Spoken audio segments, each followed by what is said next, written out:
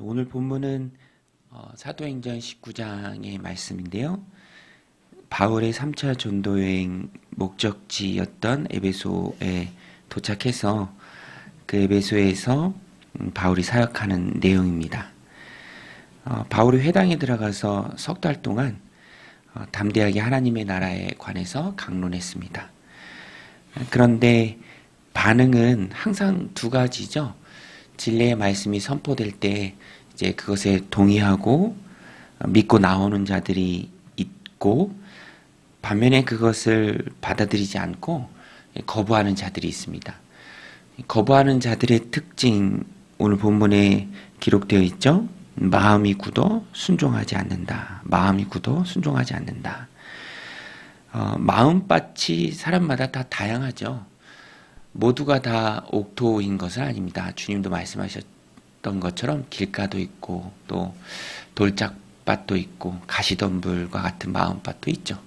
하나님 말씀의 씨앗이 옥토와 같다면 푹신하고 또 땅이 깊고 뿌리를 내리기 좋다면 많은 열매를 맺지만 그렇지 않은 경우도 있습니다. 섞여 있고요. 또 한 개인의 마음에도 섞여 있습니다. 우리도 신앙생활이라는 것이 항상 내 마음밭이 어떤가 이렇게 돌아보고 돌짝밭이나 또 길가 같은 또 가시덤불과 같은 그런 모습이 있다면 그것을 하나씩 제해가는 것이죠. 마음이 옥토와 같을 때 많은 열매를 맺을 수 있습니다.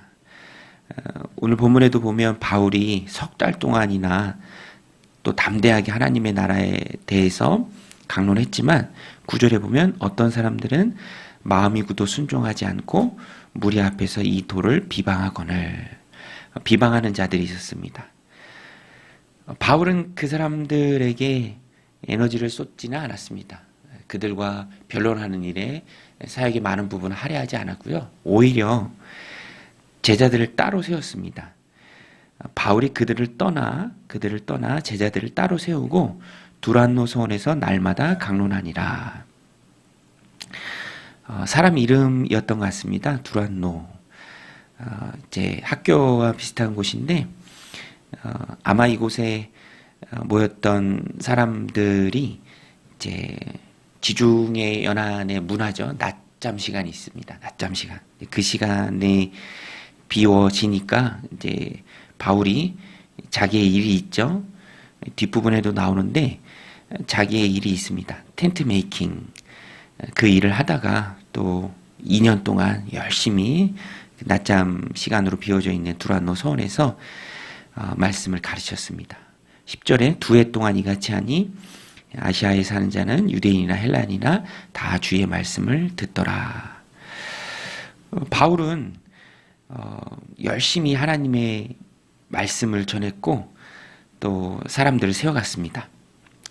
2년이라는 시간, 또 거기에 열정을 더해서 열심히 하나님의 말씀을 가르쳤을 때 참 놀라운 은혜의 결과들이 있었다라는 것입니다. 이렇게 열심히 바울을 하나님은 쓰세요. 그래서 11절에 보면 하나님이 바울의 손으로 놀라운 능력을 행하게 하시니 심지어 사람들이 바울의 몸에서 손수건이나 앞치마를 가져다가 병든 사람에게 얹으면 그 병이 떠나고 악기도 나가더라. 바울이 몸에 지니고 있는 물건, 본문에 소개된 것은 손수건이나 앞치마인데 앞치마도 아마 천막 만드는 그 일을 하면서 이렇게 몸에 둘렀던 것 같습니다. 생계를 위해서 바울이 나중에 이 에베소 장로들에게도 고백하죠. 나와 내 동역자들의 쓸 것을 내 손으로 직접 했다. 바울은 자비량으로 열심히 일하면서 또 사역했습니다. 그렇지만 하나님의 능력이 함께했기 때문에 일하는 것 때문에 사역이 또 영향을 받지는 않았습니다. 오히려 하나님의 능력이 임했을 때 그가 놀랍게 힘있게 교회를 또 제자들을 세워갈 수 있었습니다. 지니고 있는 물건을 갖다 대도 병이 떠나는 그런 놀라운 역사가 있었죠. 그런데 오늘 본문에 보면 이것을 흉내내는 사람들이 있었습니다. 마음이 굳어져 받아들이지 않는 사람도 있었지만 잘못된 방향으로 나아가서 흉내내기를 원하는, 자기들이 집중받기를 원하는 마술사 같은 사람들인데요. 13절에 보면 이에 돌아다니는 마술하는 어떤 유대인들이 시험 삼아 악귀 들린 자들에게 주 예수의 이름으로 불러 말하되 내가 바울이 전파하는 예수를 의지하여 너희에게 명하노라 하더라. 그 중에 14절에 유대의 한 제사장 스게와의 7 아들도 이 일을 행하더니 악귀가 대답하여 이르되 내가 예수도 알고 바울도 알고냐 너희는 누구냐 하며 악귀 들린 사람이 그들에게 뛰어올라 눌러 이기니 그들이 상하여 벗은 몸으로 그 집에서 도망하는지라. 이 사이비들이 있었습니다. 항상 복음이 전파되는 그 곳에 악한 영도 역사하고요. 그 악한 영에 붙들려 악한 일에 쓰임 받는 악한 자들도 있다라는 것입니다. 지난주에 PD 수첩 보니까 그런 이야기도 참 많이 나오는 것을 봅니다. 허경영 씨, 그게 문제가 아니고 이 사람들을 현혹하면서 막 100만 원씩 받고 또 막 악한 일들을 행하는 그런 모습들이 있는데 너무너무 안타까운 것은 또 거기에 쫓아다니는 사람들도 되게 많잖아요. 그런 것을 보면 주님 말씀하신 말세에 내가 재림 예수다라고 말하는 자들이 많을 것이다. 그런 것을 보면서 또 말세의 모습들도 봅니다. 또 유튜브 같은 데도 보면 교묘한 조작들이 굉장히 많이 있습니다. 누가 봐도 짜고 하는 그런 조작들의 모습 어떻게 알 수 있습니까? 사람이 집중이 되는 거예요. 항상 아닌 것 같은데 내용을 보면 사람이 집중을 받고요. 또 항상 그 뒤에는 또 돈이 있습니다. 이 바울 시대에 있었던 일과 똑같죠. 시험 삼아 귀신을 쫓으려는 자들, 그것으로 인기를 얻으려는 자들, 사람들의 주목을 받으려는 자들, 그러한 모습들이 이 말세에 있다라는 것입니다. 어찌됐든지 퍼져가야 할 것은 하나님의 말씀인데 그 중심에 사람이 끼는 것이죠. 그러나 하나님께서 바울을 통해서 놀랍게 역사하시면서 그러한 일들을 또 제어하십니다. 그래서 17절에 보면 에베소에 사는 유대인과 헬라인들이 다 이 일을 알고 두려워하며 주 예수의 이름을 높이고 믿는 사람들이 많이 와서 자복하여 행한 일을 알리며 또 마술을 행하던 많은 사람들이 그 책을 모아가지고 와서 모든 사람 앞에서 불사르니 그 책값을 계산한 즉 5만이나 되더라. 놀라운 성령의 역사입니다. 회개와 자복이 있고요. 악한 일들을 행하던 책들 다 끊어냅니다. 불사르죠. 20절에 이와 같이 주의 말씀이 힘이 있어 흥왕하여 세력을 얻으니라. 말씀이 힘이 있어 흥왕하여 세력을 얻으니라. 사람에게 집중되는 것이 아니라 말씀이 흥왕되는 것. 놀라운 성령의 역사가 하나님이 일으키시는 것. 그래서 오늘 본문의 전체적인 내용을 보며 우리가 붙들어야 될 것은 바른 방향입니다. 바른 방향. 바울이 기적을 행하는 것 같지만 11절에도 분명히 나오죠. 하나님이 바울의 손으로 놀라운 능력을 행하게 하시니 하나님이 바울을 통해서 역사하신 것입니다. 또 하나님의 말씀이 흥왕한 것이죠. 20절에 이와 같이 주의 말씀이 힘이 있어 흥왕하여 세력을 얻으니라.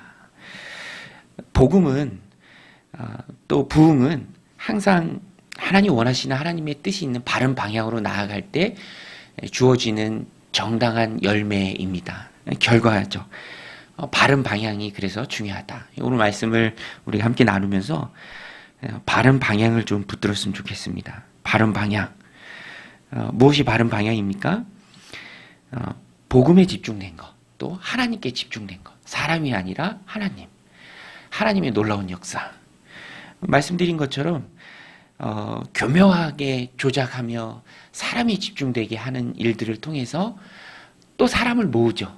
거기에 뭐가 있는 것처럼 사람들이 머리를 조아리며 따라갑니다. 다 잘못된 것입니다. 그래서 항상 우리가 신앙생활 하면서 신중해야 할 것, 또 조심해야 할 것은 사람에게 집중되는 거예요. 사람.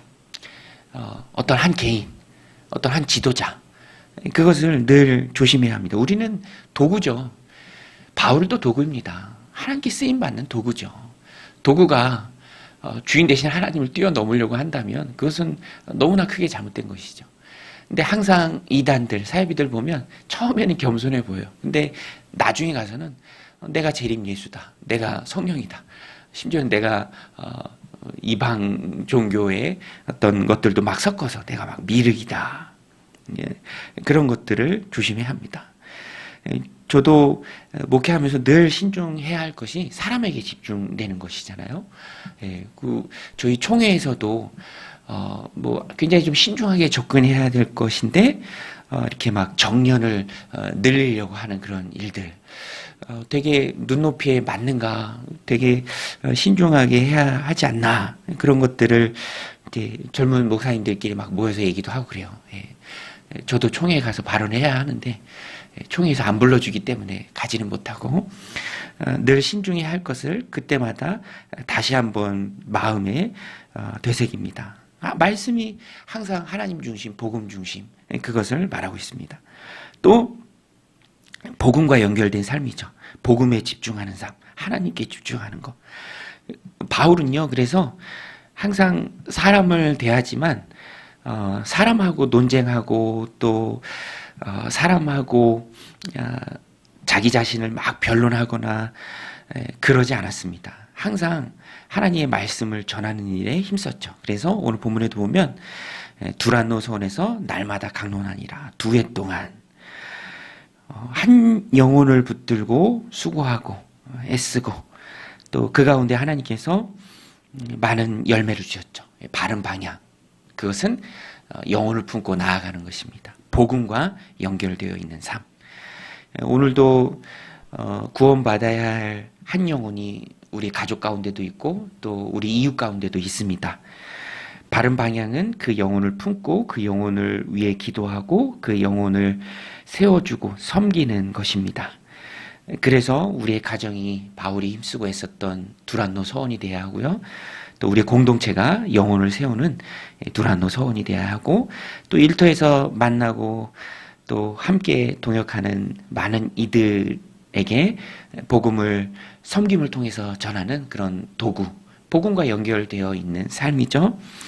복음 때문에 섬기고 또 복음 때문에 수고하고 복음 때문에 때로는 참고 복음 때문에 때로는 인내하는 그 삶을 통해서 하나님께서 우리의 삶에 큰 열매를 주실 줄로 믿습니다. 바울이 두란노 서원이 있었던 에베소에서 했던 2년의 사역의 모습의 방향은 참 바른 방향이었어요.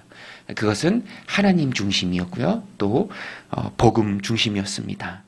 바울은 천막을 만드는 그 일을 하면서도 놀랍게 놀라운 역사를 만들어갔습니다. 그의 방향이 옳았기 때문이죠. 속도보다 중요한 것은 방향이다라는 말이 있습니다.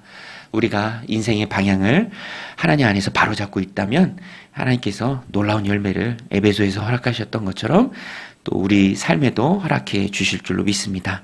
사람이 아니라 하나님께 집중하고 세상에 분주한 그런 일 속에서도 복음과 연결되어져 있는 삶을 살아내므로 한 번 사는 우리의 삶 가운데 주님이 바울처럼 쓰시는 그런 놀라운 은혜의 종들이 다 되시기를, 오늘 하루 되시기를 주님의 이름으로 간절히 축원드립니다. 우리 같이 말씀 붙들고 또 기도하며 나아가겠습니다. 하나님 아버지,